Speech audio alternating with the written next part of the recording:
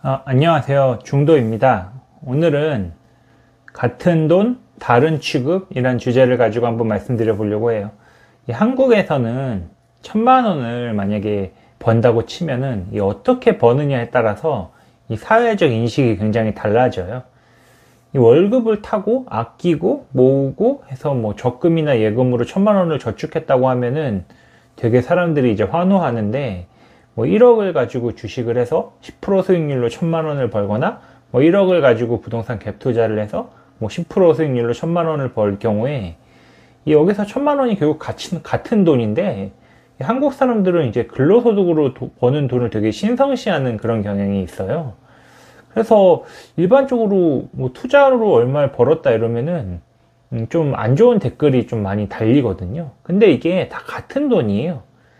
그래서 전 세계적으로 좀 보면은 성공한 투자자들에 대한 리스펙이 되게 많거든요. 근데 한국에서 부자들은 이런 좀 리스펙을 좀 못 받아요. 그래서 이제 외국에서 좀 성공한 투자자들은 되게 리스펙을 많이 받는데, 한국에서 성공한 투자자는 리스펙을 못 받는 걸 보면서 제가 드는 생각이, 이게 좀 구조적으로 잘못됐다는 생각을 하고 있거든요. 왜냐면은 우리가 부자를 좀 존경하고 리스펙 해야지 자기도 부자가 될 수 있다고 생각하거든요. 근데 만약에 부자에 대해서 되게 싫어하고, 그분들을 뭐 죄인 취급하고, 이러면은 좀 부자가 되기 힘들다고 생각해요. 그래서 만약에 본인 자식이 가난해지길 원하면은 되게 어렸을 때부터 부자를 계속 욕하면은 저는 가난해질 수 있다고 생각하거든요. 그래서 부자에 대한 좀 리스펙이 필요하다고 생각하고 있고요. 근데 이제 우리가 투자 소득으로 버는 게 굉장히 난이도가 좀 높긴 한데, 연봉을 올리는데 투자하는 시간보다 그 투자 소득을 올리려고 공부하는 시간이 더 적게 들어요. 제가 볼 때는. 그래서 결국 시간이 흐를수록 근로소득에서 이제 투자소득으로 돈을 넘겨야 되는데, 이 금액이 커지면 커질수록 투자소득이 훨씬 더 중요해지는 경향이 있거든요. 근데 여기서 그렇다고 근로소득이 되게 무의미하다? 이건 또 절대 아니에요. 왜냐면 근로소득을 가지고 우리가 레버리지를 땡길 수가 있는 거거든요.